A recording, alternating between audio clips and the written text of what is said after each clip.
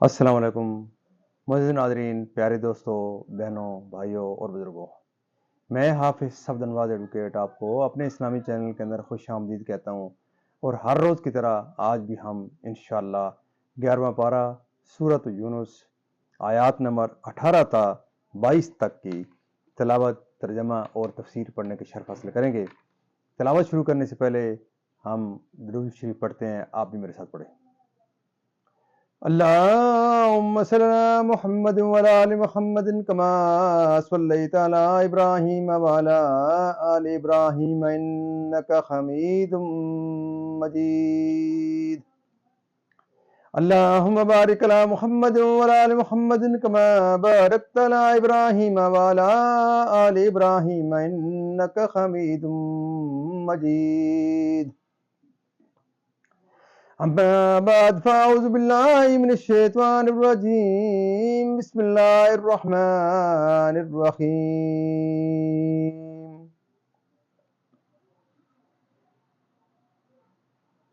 ويعبدون من دون الله ما لا يضرهم ولا ينفعهم ويقولون هؤلاء شفعاؤنا عند الله قل أتنبئون الله بما لا يعلم في السماوات ولا في الأرض سبحانه وتعالى عما يشركون. وما كان الناس إلا أمة واحدة فاختلفوا ولولا كلمة سبقت من ربك لقضي بينهم فيما فيه يختلفون.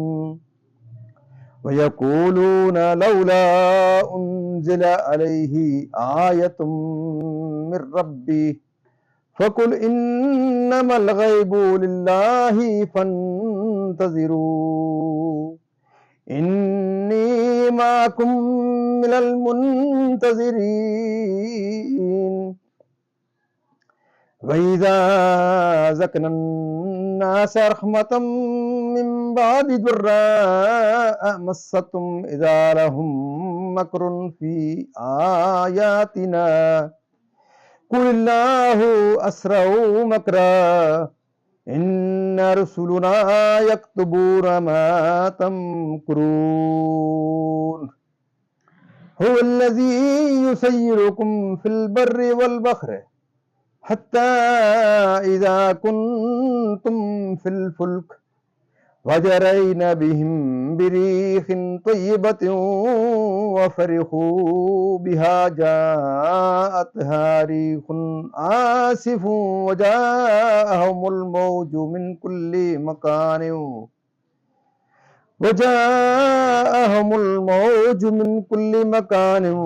وظنوا أنهم محيط بهم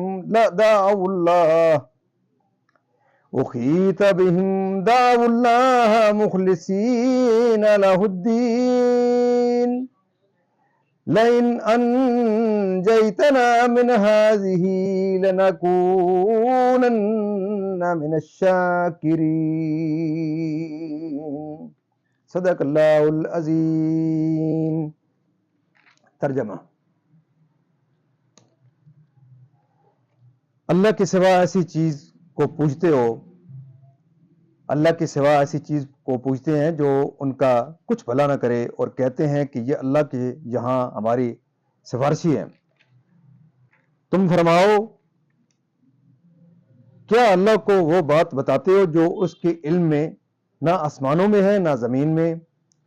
اسے پاکی اور برتری ہے ان کے شرک سے، اور لوگ ایک ہی امت تھے، پھر مختلف ہوئے، اور اگر تیرے رب کی طرف سے ایک بات پہلے نہ ہو چکی ہوتی تو یہیں ان کے اختلافوں کا ان پر فیصلہ ہو گیا ہوتا.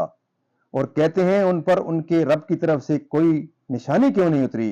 تم فرماؤ، غیب تو اللہ کے لیے ہے، اب راستہ دیکھو، میں بھی تمہارے ساتھ راہ دیکھ رہا ہوں.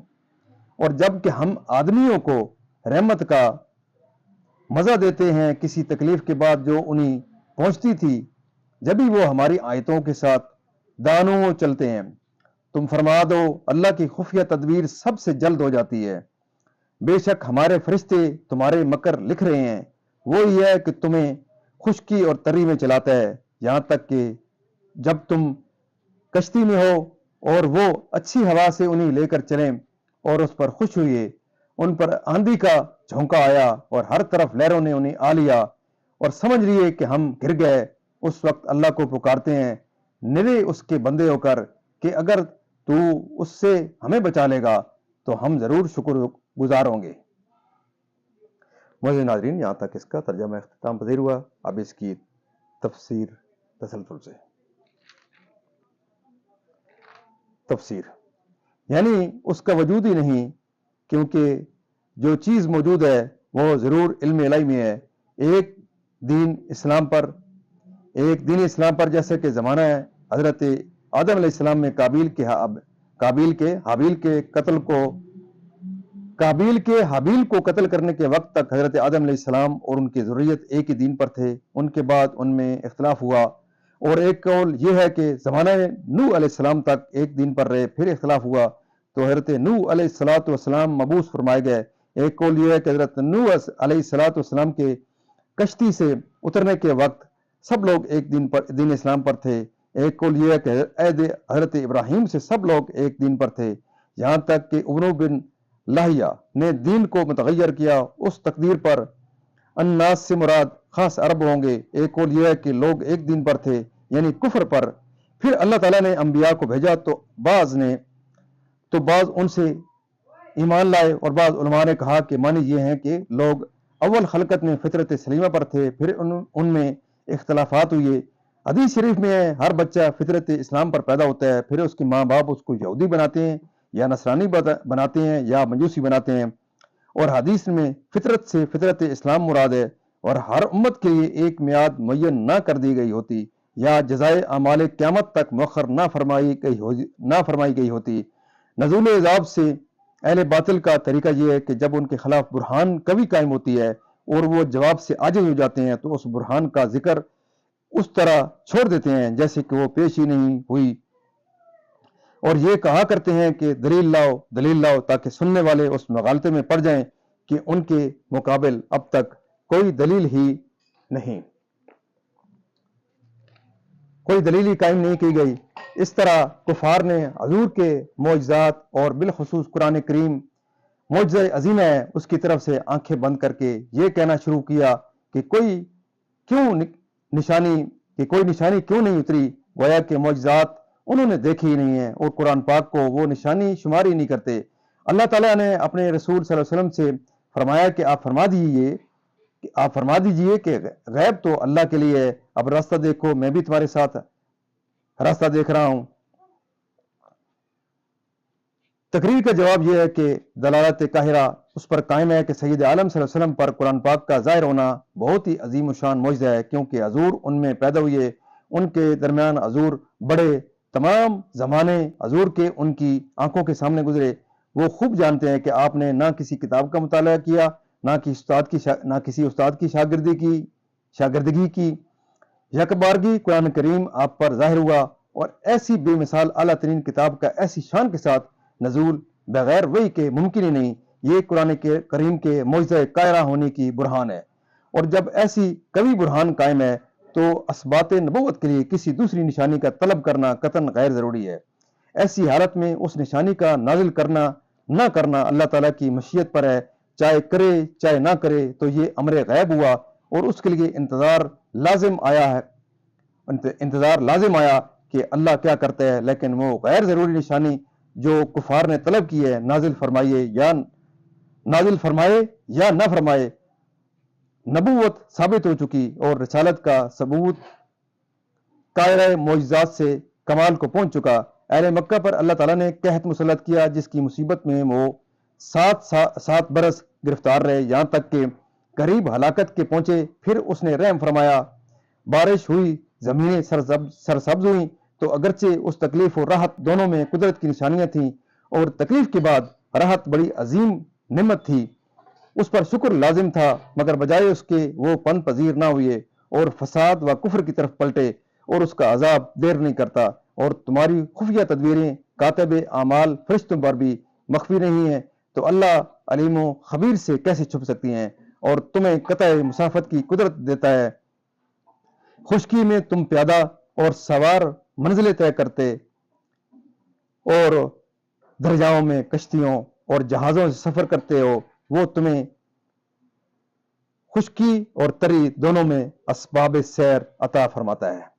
معزز ناظرین، اللہ تعالیٰ کے فضل و کرم سے آج تک کی یہاں تفسیر اختتام پذیر ہوئی۔ ہم اللہ تعالیٰ کے دربار کے اندر ہم دعا کرتے ہیں کہ اللہ تعالیٰ ہمیں قرآن پاک پڑھنے، قرآن پاک کو سمجھ کر اور اس کے احکامات کے مطابق، حضور پاک صلی اللہ علیہ وسلم کی پاک سیرت کے مطابق اور صحابہ کرام کے نقش قدم کے اوپر اللہ تعالیٰ ہمیں چلنے کی توفیق عطا فرمائے۔